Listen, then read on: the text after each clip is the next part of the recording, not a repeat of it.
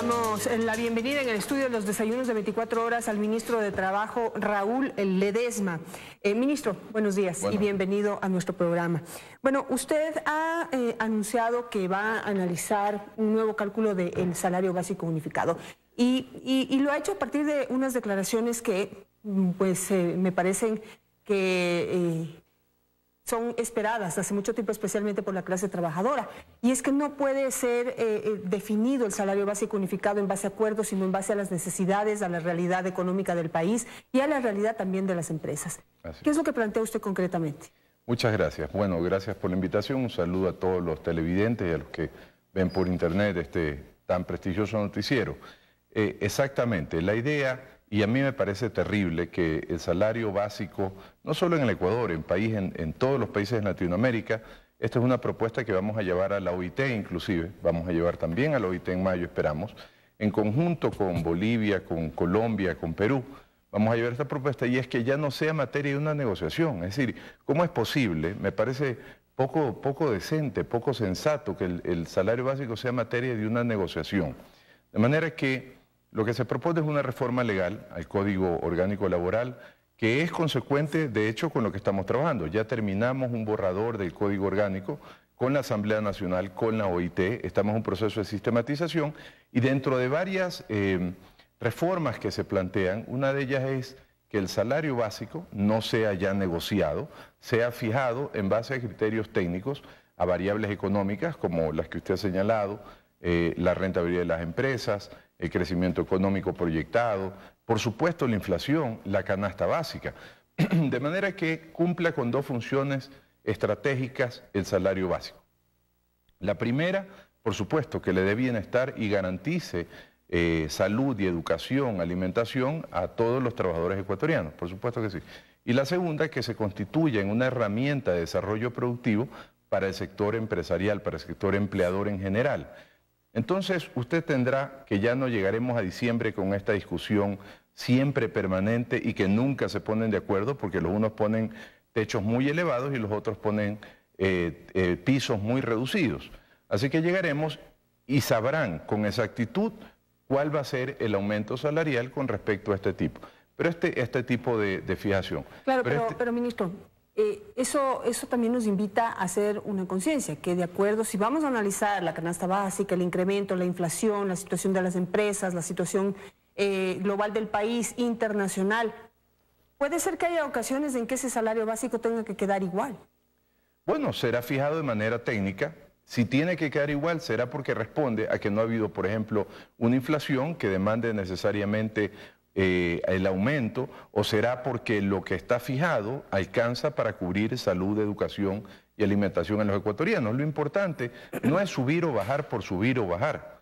Lo importante es que el dinero alcance para lo que se necesita y que sirva para el empleador para lo que necesita. Es decir, que no reste competitividad en el sector empleador, que no lo reste, que su parte económica esté saludable, pero en el sector de los trabajadores que garantice los servicios sociales, que garantice la atención, que garantice la alimentación. Si eso se cumple, ojalá y no tuviéramos que subir el salario, significaría que viviríamos en una economía absolutamente saludable. A eso iríamos. Por eso todas estas medidas que se van proponiendo y que de alguna manera se van tomando y que sí se va reactivando la economía poco a poco. Ya han habido varios analistas críticos, y está bien que se critique, que han señalado que se va reactivando poco a poco. Y esto se refleja inmediatamente en el tema del empleo. Nosotros tuvimos en enero, entre enero y febrero, una alza de registros de contratos muy importante. Por supuesto, no todo es nuevo empleo, más de 120.000 contratos, 124.000 exactamente, con algún porcentaje de error, pero claramente ahí hay sectores que hay nuevo empleo en el sector acuícola, en el sector pesquero. El camarón ha roto récord de exportación, no es una coincidencia. Y el sector de la construcción, que tampoco es una coincidencia porque es consecuente con la paliza que se veía venir en el tema de la consulta popular con respecto a la ley de la plusvalía. Ahora son empleos nuevos plenos. Claro, por supuesto, registrados en el IES y registrados en el Ministerio de Trabajo, son empleos plenos. No los 124.000, ahí hay un porcentaje de error en que se sube mal un contrato y lo vuelven a subir, algo así, ¿no? Pero en todo caso, la reactivación de más de 100.000 empleos en sectores tan importantes para el sector exportador y el sector de la construcción, que además también en la reunión que han tenido hace poco el sector de la construcción, han reconocido todos los sectores que ha sido bueno ya la derogatoria de la ley de plusvalía y que va a empezar a reactivar. Pero los proyectos de construcción no son pues de un día para otro. Los proyectistas son meses que se proyectan. Y lo primero que se contrata, por supuesto, es el tema de los trabajadores, que eso es lo que se está reflejando. No digo que es la panacea, tampoco decimos que es suficiente para la reactivación económica que el Ecuador requiere después de tantos años de recesión y de complicaciones que vemos cada día más. El tema de la corrupción, el tema de los malos manejos económicos, cada día vemos esto como recrudece contrario a alivianarse. Así que nadie dice que es suficiente, pero hay que reconocer que los esfuerzos del presidente Lenín Moreno que van caminando hacia esa suficiencia son valiosos y van logrando sus objetivos. Ahora, ministro, habría que ver, bueno, si son empleos plenos, pero también habría que ver cuánto entraron a ganar cada uno, porque pues, claro. Y volviendo, y para cerrar el tema del salario básico, ¿no? Yo hace un momento le decía, puede ser que el salario quede en el mismo monto, en el mismo nivel si se analiza técnicamente, pero por el contrario, también puede ser que si se transparenta y si usted dice que si el salario tiene que alcanzar para medicina, educación, la canasta básica y todo, quizás sea necesario incrementarlo y allí esos empleos plenos que se han generado ahorita, pues habría que entrar a ver realmente con qué calidad de sueldo están. O sea, la idea es ver claro, la idea es ver la sanidad económica, digamos, la salud, la salud económica, la buena salud económica. Nosotros no pretendemos, yo creo que esos desbalances, esos desequilibrios, cuando se los fija de manera técnica son poco probables que ocurran, porque responderán a variables que no son la inflación, como si este año, que si hubiésemos subido de acuerdo a la inflación de este año, hubiese sido apenas $3, lo cual no merece con respecto a la real subida de precios que de alguna manera ocurre en el mercado. Es decir, con $3 más que puede el trabajador comprar al mes, es decir, absolutamente nada. Se le va, si quiere, en transporte. Así que, por eso, ante esa realidad que vimos, y subimos este año en atención al crecimiento económico proyectado, que me parece que es un justo aumento. Dice, en la medida que yo proyecto voy a crecer en la empresa, comparto ese bienestar, esa riqueza con el empleado. Entonces, si la empresa mantiene estabilidad, si el Ecuador mantiene estabilidad económica, salud económica, y como consecuencia de eso no hay que subir los salarios, si es que ese fuese el caso, bueno, significa que todos estaríamos muy bien. Ojalá llegásemos a eso en algún momento, a esa suficiencia y a esa estabilidad económica. Pero yo lo que creo es que cuando se fija de manera técnica y no se somete a una negociación, ¿cuál es la variable de subir a $30 el salario? ¿O cuál es la variable de dejarlo en 2? Ninguna, no existe, no hay variable hoy día que señale aquello. Así que la propuesta es más bien buscar esos datos técnicos, que además lo sugiere la propia OIT, no es una locura nuestra solamente, que permitan, como dije, dos objetivos importantes. El primero, que sea una herramienta para lograr ese bienestar al trabajador, esa suficiencia económica al trabajador que le garantice alimentación, salud, dependerá cuántos hay en su familia y todo es un análisis por parte del INEC, ¿verdad?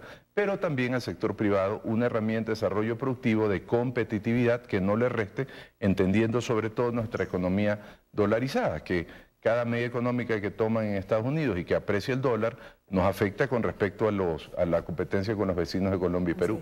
Ministro, el presidente de la República anoche hizo algunos anuncios, entre ellos que espera una respuesta de la Corte Constitucional en torno a el techo de las utilidades de los trabajadores y también en torno a la obligación o al compromiso del gobierno central de compensar ciertos ingresos y ciertos gastos en el Instituto Ecuatoriano de Seguridad Social, concretamente el 40% que antes aportaba para las jubilaciones y que dejó de hacerlo de un momento para otro. ¿Cuándo se espera esa respuesta y en qué sentido más concretamente espera que sea el gobierno nacional? Bueno, hemos dicho desde el día 1, nos han escuchado algunos, otros han preferido no escucharnos, pero desde el día 1 que hicieron este requerimiento al Ministerio de Trabajo explicamos que primero no era legal que nosotros lo hiciéramos mediante acuerdo ministerial, porque no podíamos modificar o interpretar una ley orgánica como es la Ley de Justicia Laboral.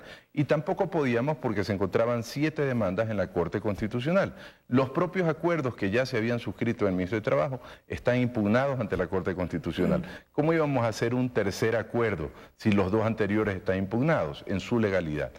Nosotros esperamos que en el mes de marzo se resuelva esto, en lo que resta del mes de marzo a más tardar. Hemos pedido, y aprovecho nuevamente estas cámaras para pedirle a todas las empresas que están en esta problemática, que esperen hasta el último día para elevar y pagar la distribución de utilidades, de manera que le demos ese espacio a la Corte para que pueda resolver. Pero estoy segurísimo, optimista, como dijo el presidente, que en lo que resta del mes de marzo la Corte se va a pronunciar. Esperamos que le devuelva todo el techo a los trabajadores. No debería existir techo. Finalmente, ¿por qué estamos repensando esto? Porque en algún momento que se habló de justicia social, de redistribución de los recursos, se decía que había trabajadores, sobre todo aquellos de áreas estratégicas como la petrolera, por ejemplo, de telecomunicaciones, que ganaban muchísimas utilidades versus otros trabajadores que no ganaban nada. Y la idea era repartir de manera más equitativa ese saldo, digamos, que está sobre ese techo que impusieron.